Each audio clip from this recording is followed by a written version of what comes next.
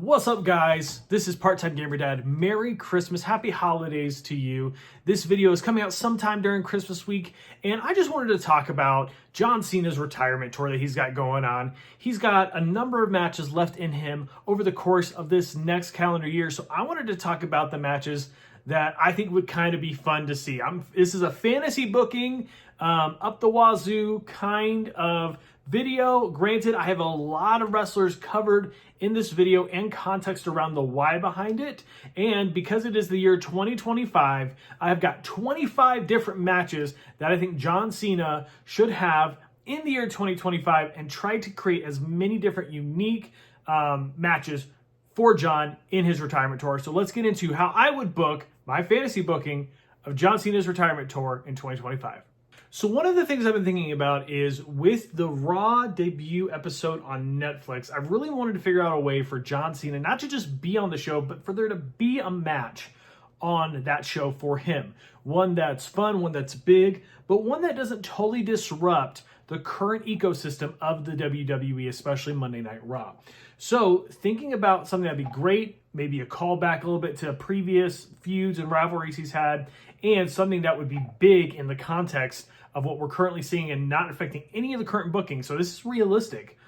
I would have Kevin Owens come to Monday Night Raw and be running his mouth. We haven't seen Cody yet come back since that package pile driver at Saturday night's main event. And I would have him talk about how he is a defending champion. He's a fighting champion. Unlike Cody Rhodes, no one can take this Winged Eagle championship from me. And then John Cena comes out and challenges Kevin Owens for the Winged Eagle championship, going for number 17 on the debut episode of Raw on Netflix. And obviously, I wouldn't have Cena win 17 here. I think at this point, this is where Cody returns. Kevin Owens might be getting ready to hit the stunner, the pop-up powerbomb, getting ready to defeat John Cena. I would have John Cena in peril. He's not going to win, or maybe he is going to win, but the DQ finish is the route I would go. So whether that's Kevin Owens getting himself DQ'd against Cena by a low blow or whatever it is, or by having Cody Rhodes interfere and attacking Kevin Owens before he's about to maybe take out John Cena, or maybe at the very end of the match, maybe Kevin Owens gets himself DQ'd, and then as he's going to just inflict further damage on John Cena with the chair, that's when Cody comes in and saves the day. So I would start this whole thing off with a Kevin Owens versus John Cena, run it back nearly 10 years later for the Winged Eagle Championship, a title that was after when John had joined the WWE. It's the 17th World Championship, but it eludes him for a little bit longer.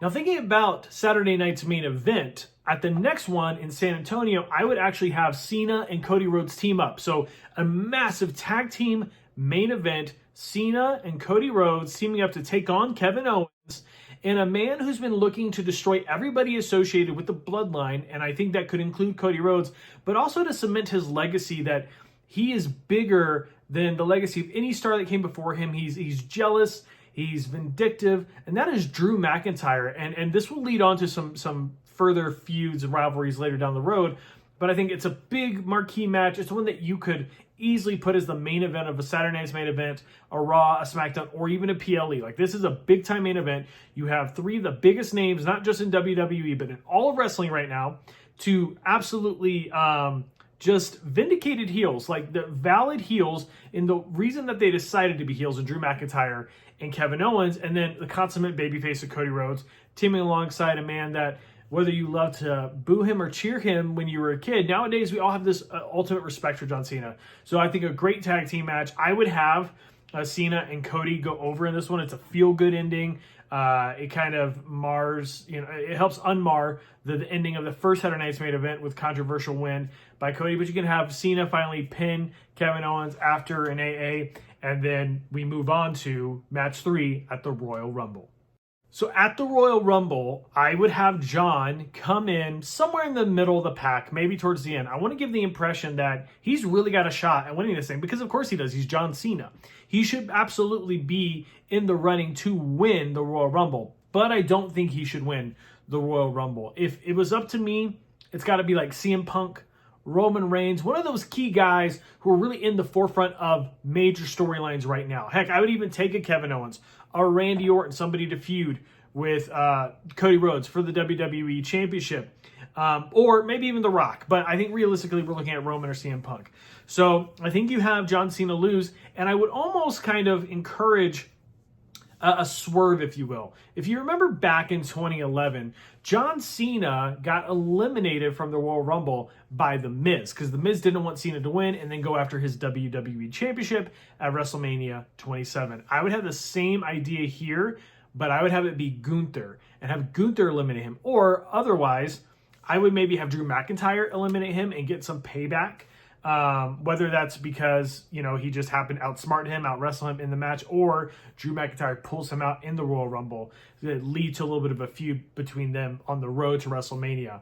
But I would have Gunther be the one to actually eliminate. If I was fantasy booking this, have him eliminate John Cena because he doesn't know if he can hang with John Cena. John Cena is kind of this mythical being in the WWE lore. And he doesn't want him to win and then have to wrestle him at WrestleMania. So have Gunther be the one to eliminate John Cena, which then gets us going on the road to WrestleMania.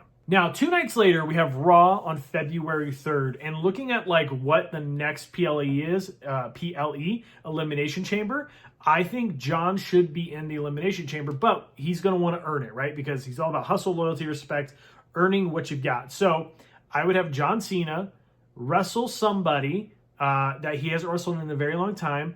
This man had his debut Raw match against John Cena in a United States Championship Open Challenge, and that is Sami Zayn. So have Sami Zayn versus John Cena. It'd be a fun match. It'd be really hard-hitting, but Sami's a really safe worker. John's a really safe worker, and it protects Cena to get him to Elimination Chamber, which is going to be a difficult match to wrestle in. And then I would have Cena go over, but then Cena doesn't wrestle between February 3rd and Elimination Chamber. Save him for those. He could do some promos. You have all the other qualifying matches going on throughout that month leading up to Elimination Chamber from Toronto. And then at Elimination Chamber, he wins. He wins the chamber. He becomes the #1 contender for Gunther's World Heavyweight Championship. Very similar to how he became the #1 contender for the Miz's WWE Championship in 2011. So the threads of the storyline are very similar. The only difference is we all expected the Miz to lose. And this time around, leading into WrestleMania, Gunther's one of the final bosses of WWE now. So John Cena being the favorite in 2011, now here we are 14 years later, John Cena is no longer the favorite. He's the underdog, and he's kind of having to scratch and claw his way to get to that that coveted mythical number 17 world championship that nobody's ever gotten. So now we have the stage set. It's Cena versus Gunther for the World Heavyweight Championship at WrestleMania. But we're not going straight to WrestleMania. I think there's a few matches we can have on the road to WrestleMania. So after the Elimination Chamber, I would have Cena take a couple weeks off, have some promos with him and Gunther, maybe him and Ludwig Kaiser, as they kind of build that match up. But there's somebody who hasn't forgotten about Cena, and that's Drew McIntyre. During the second half, I think, of March in Europe, in the UK, they're going to be having a tour across the UK and Europe in anticipation of WrestleMania. So March 24th, Raw is from Scotland. And so I would have Drew McIntyre versus John Cena in just a straight-up singles match. I would have this into the schmaz. I would have Gunther attack him. You could have Cody. You could have all of the baby faces, Sami, come back and help Cena fight them back off. But this would end in a no contest, essentially, because protects Cena, protects Drew for something I want to do down the road. You'll see here in a bit. But at the end of the day, I think it's a missed opportunity not to have McIntyre versus Cena in Scotland. He's going to have a big match as Drew anyway, so have it be the main event against the GOAT. He's not my personal GOAT, but that's his moniker. And I think that's a great way to have him still be conditioned and having matches in the lead up to WrestleMania, because between Elimination Chamber and WrestleMania is a 6-week gap. So this is a good singles match opportunity for Cena to work with somebody who's a similar style as a Gunther. The next week we have a Raw from London on March 31st. And this match is probably one of my most random matches, but I've been looking at how I can get the most people on his retirement tour, and maybe he doesn't wrestle all these people, but he's associated with some of them in some way. So next up, I have an 8-man tag team match where John Cena will team up with the Usos and Damian Priest, who I don't have anywhere else on this list, but to take on the Judgment Day. And in this current iteration of Judgment Day, Finn Balor hasn't been kicked out or had left yet. And I know that's probably going to happen, but roll with me here. This is fantasy booking. So we have Finn Balor, we have JD McDonough, Carlito, so that keeps Carlito and Cena. They get to have one more little moment, and Dirty Dom himself. So that 8-man tag team match, it can just be whatever. It's not for storyline purposes. It's just for fun to have Cena involved in something like this, and could be a big 8-man tag team main event for the fans of London, just to have them with a big main event match that involves John Cena. I think it'd be really fun.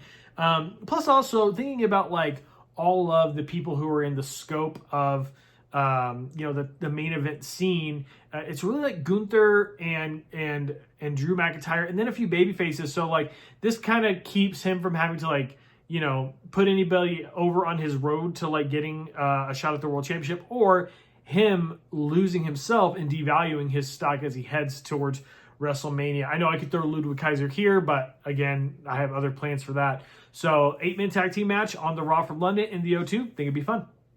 And then we get there. We get to WrestleMania. Gunther, John Cena for the World Heavyweight Championship. And I would absolutely 1000% have John Cena win. I love Gunther. He's one of my favorites today. John Cena deserves number 17. Guys, he has given so much to the business. He really did hold it together. Regardless of what you think about John Cena, and I was a guy who booed him here and there during that like late 2000s, early 2010s run, he really was the glue that held the WWE together in a really uncertain time. In terms of like viewership was going down, no one was liking the product, the quality was down. John Cena was the guy, and so I would have him win number 17. And then, quite honestly, after this, I don't have him on Raw for quite some time. Now, the reason I don't have him on Raw is because I want to protect Cena for these big marquee matches at PLEs. Now, just going off of the same kind of PLE structure we had in 2024, next up would be Backlash. For Backlash, I would run back one of Cena's like kind of later like full-time career, his most premier marquee rivalries, and that's Seth Rollins. I would have Seth Rollins against John Cena for the World Heavyweight Championship, and I would have Cena win. I would have Cena defeat him definitively and almost kind of like get the second wind of being like, I am Super Cena again. I can do this. I'm capable. I am a good wrestler, because he is a good wrestler. And also Seth can eat a loss, right? So I would have Seth win. I would have Cena defeat Seth at Backlash and retain the World Heavyweight Championship. Next up at King and Queen of the Ring, again, I'm going back to the well a little bit, but I think it's absolutely relevant. So back in Royal Rumble 2015, if you remember, Brock Lesnar defended his WWE Championship against John Cena and Seth Rollins.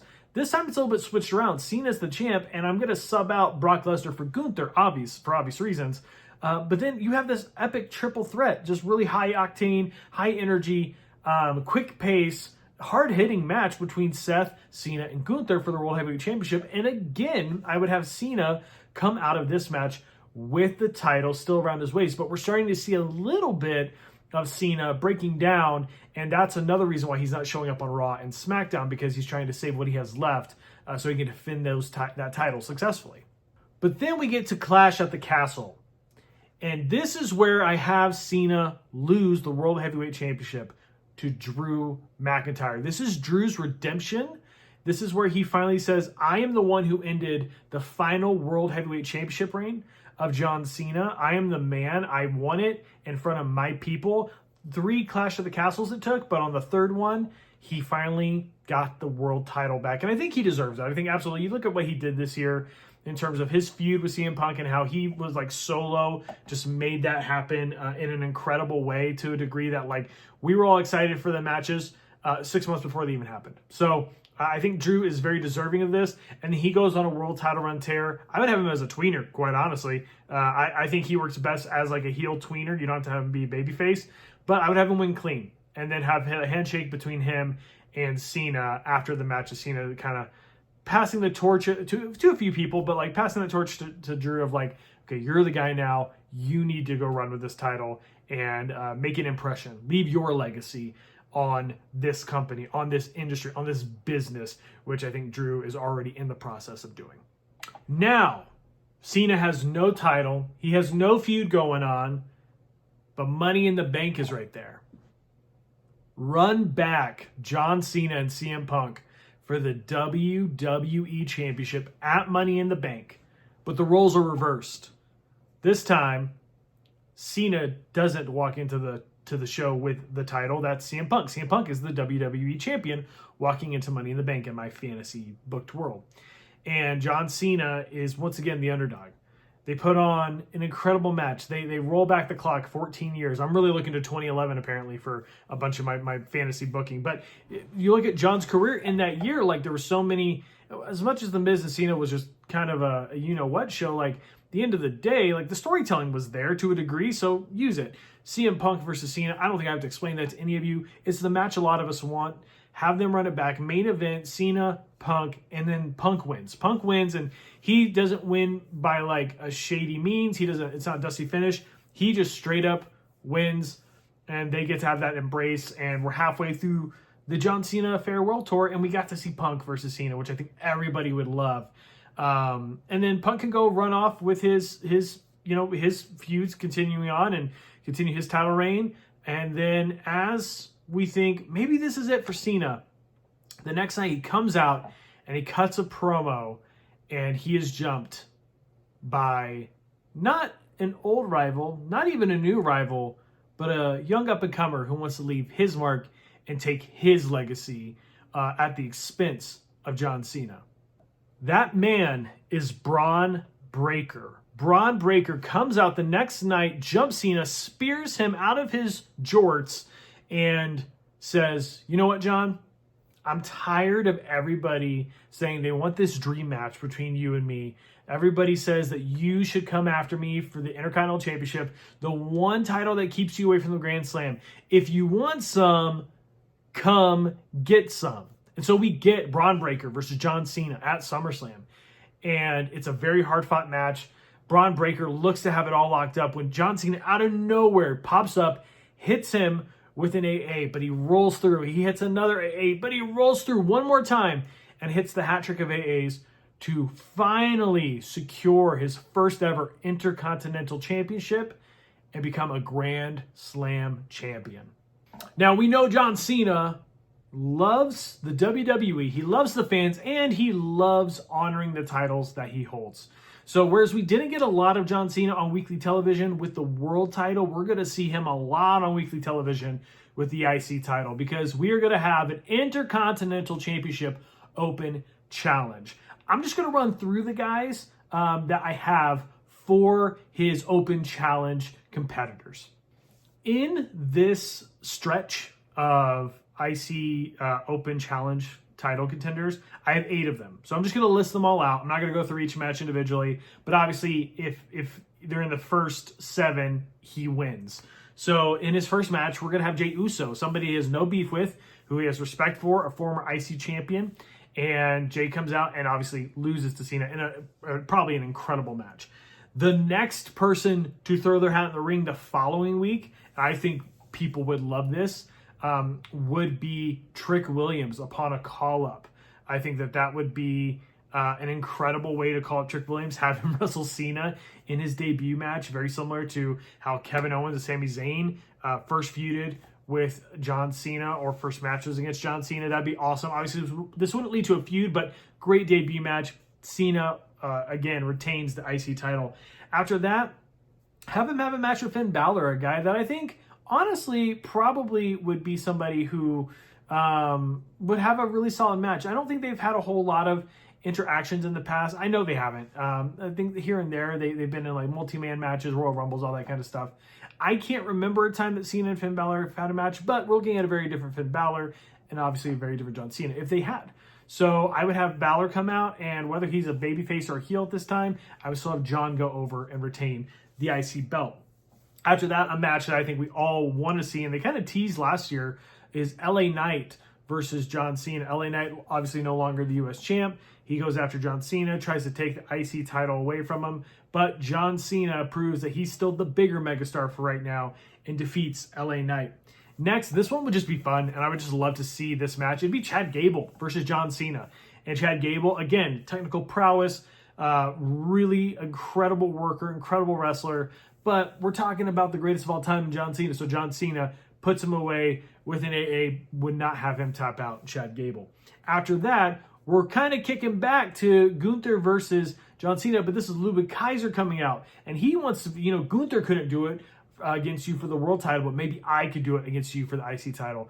Incredible match. As we just saw in a match between Braun Breaker and Ludwig Kaiser, recently on Raw, Ludwig Kaiser has got all the makings of being a mainstay in the IC title division for a while. I don't know if I'd ever see him as a main eventer, but that guy is a heck of a worker. So put him in a 4-star, incredible classic on Raw against Cena, but obviously Cena wins. Now, as he's winning all these matches, we're seeing him break down a little bit. I thought about having AJ as part of this. AJ's got a really bad injury, and I just don't know. And we've seen a lot of great matches with him. I'd like to see matches maybe we haven't seen. But on that note, we're going to look back at a match that we have seen. It just hasn't been for a while, and that is Sheamus. Sheamus is trying to get his Grand Slam, and he's kind of ticked off that John Cena got it first. So we have Sheamus versus John Cena running it back 15 years later after probably their most recent matchups. And I would have Cena once again retain. I'm sorry, I'd love to see Sheamus get the Grand Slam, but the reason is the following week, I'd have Cena lose it again in a Raw debut from Oba Femi. Oba Femi comes out. He says, listen, I respect you, John. I appreciate everything you've done for this business. But if I'm the one who has to end this fairy tale, this Cinderella story of an IC champion, you getting your Grand Slam, your retirement tour, then so be it. And Oba Femi wins the Intercontinental Championship. I think this run right here, this IC title run does a few things. Number one, it brings in Trick Williams and Oba Femi to the main roster. It does a run back of a couple of adjacent feuds he's had or matches he's had in the past, but for the most part it's newer people he's never wrestled before, so it raises their stock a little bit and it gets him the Grand Slam. So I think all in all, taking a third of the matches he has left out of 25, if that was what he was going to do, I think this would be a good way to utilize him in a way that builds up the future while also respecting what he's brought to the business. So that leaves us with 4 matches, and I was trying to think around these 4 matches, what is something that could build storylines, but also give us what we want to see? So let's say Bad Blood still happens. We run that show back. It was a great show this year. I would have a match between Cena and somebody he's had a lot of bad blood with. Maybe he doesn't have it anymore, but the history is there. And that is John Cena taking on one-on-one Randy Orton in the last time ever. I think what you do, you could also do this at Crown Jewel, but I think Bad Blood it makes more sense because of the name. I wouldn't have a Hell in a Cell, I just have a straight up. This goes either way. I would have John could lose. John could lose to Randy. I think it makes sense because Randy's going to stick around. But this is just one more time. You bust out all the greatest hits.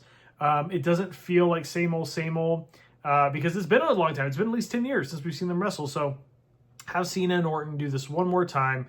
And at the end of it, they hug, they embrace. And then we move on to actual storylines getting developed for Survivor Series. So I'm going to tell you about matches 23 and 24 kind of together because there's a lot of integration between the two. So number one, the 23rd match would be on the Raw before Survivor Series, because at Survivor Series, I would have a Team Cody Rhodes versus Team Rock Survivor Series match. And this wouldn't be like a War Games. I would have straight up 5-on-5. Now, if you want to have War Games, match 23 could work for that, could be an advantage match, but I would like to see just straight up 5-on-5 Survivor Series elimination match. And so Team Cody would be Cody Rhodes, John Cena, Roman Reigns, CM Punk, and Randy Orton. So you have this mega team that just seems unbeatable. But then The Rock says, wow, you guys, you got together a fun little team. But I know who hates you. And I know who would be willing to join forces to ensure that you are destroyed. You're done. You're eradicated from WWE. So The Rock nominates himself as part of Team Rock, like he's the captain. And then he brings in Drew McIntyre and Kevin Owens and Seth Rollins. And the man that John Cena wrestles on the Raw before Survivor Series, the man who beats John Cena in his last singles match on just regular TV, the man that everyone hates. And I don't mean loves to hate, I mean actually hates. And this would, guys, if this happened, this would just, the heat would be insane. And getting into the Survivor Series match would make it that much more like must see. And that's Logan Paul, because The Rock and Logan Paul, they've had some like past beef, but like they could reconcile because Logan hates Cody. He hates Roman.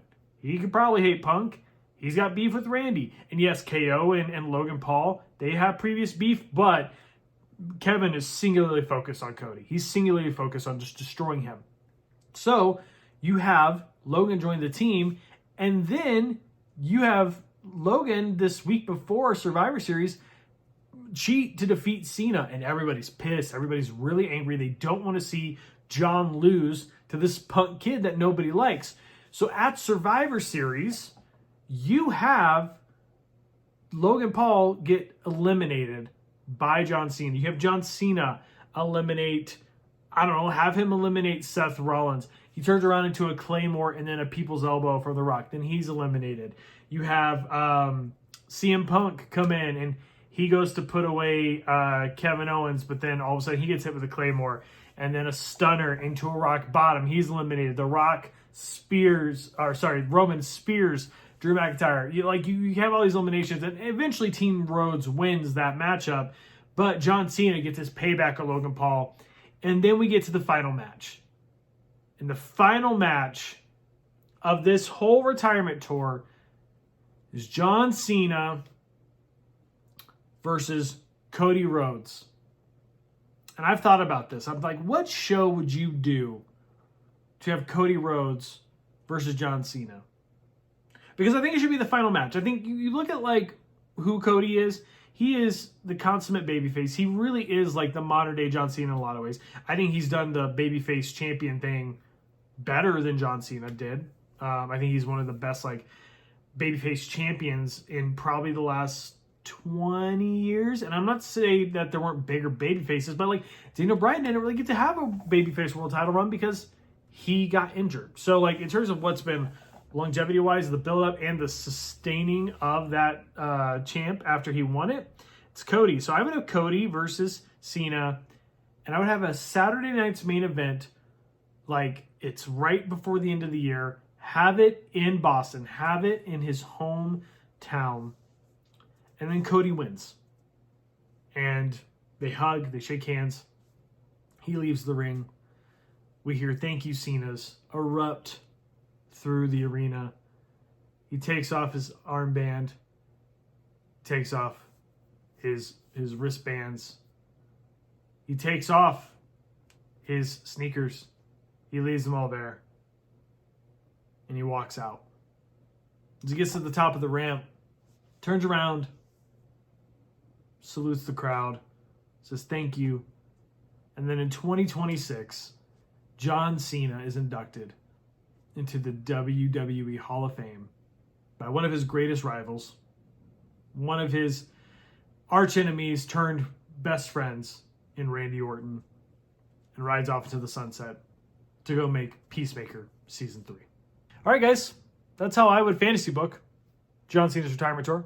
Let me know in the comments below what you think. Who would you have him face that I didn't include?